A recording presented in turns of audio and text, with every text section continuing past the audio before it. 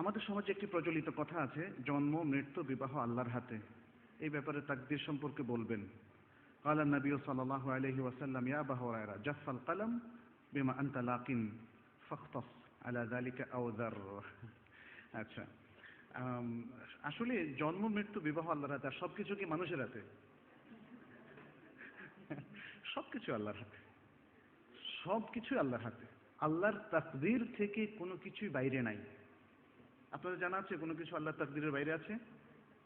বরং যা কিছু হবে, যা কিছু হয়েছে, যা কিছু হচ্ছে, সবই তাকদীরের মধ্যে লেখা আছে, সবই তাকদীরের মধ্যে লেখা আছে। অতএব জন্ম মৃত্যু বিবাহ এগুলোও আল্লাহর হাতে, এগুলোও তাকদীরের মধ্যে আছে, এর বাইরে সবকিছু তাকদীর আল্লাহর হাতে আছে।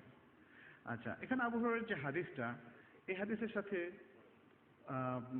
আরেকটা হাদিসের কিছুটা তাআরুদ আছে, অর্থাৎ কন্ট্রাডিকশন আছে। এখানে যেমন ফাখতাস বলেছে যে মানে হাদিসের অর্থ হচ্ছে, হে আবু হুরায়রা, কলম শুকিয়ে গেছে, তাকদীর যা লেখা হয়েছে এরপর আর কোনো কালি এখন আর নাই, কলম শুকিয়ে গেছে, ওই ব্যাপারে যেটা তোমার হওয়ার সেটা হবে।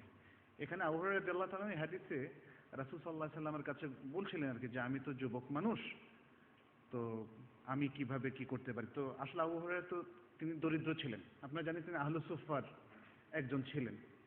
সেক্ষেত্রে তাকে সবরের নির্দেশ দেওয়া হয়েছে। তো এখানে তাকদীরের দিকে ইন্ডিকেট করা যদিও হয়েছে, কিন্তু আমাদের অন্যান্য হাদিসগুলোকেও সামনে রাখতে হবে, যে একজন লোক তাকদীরের ফয়সালাকে সে মেনে নেবে, কিন্তু অ্যাট দ্য সেম টাইম সে চেষ্টাও করবে। চেষ্টা করাটা তাকদীরের বিপরীত নয়।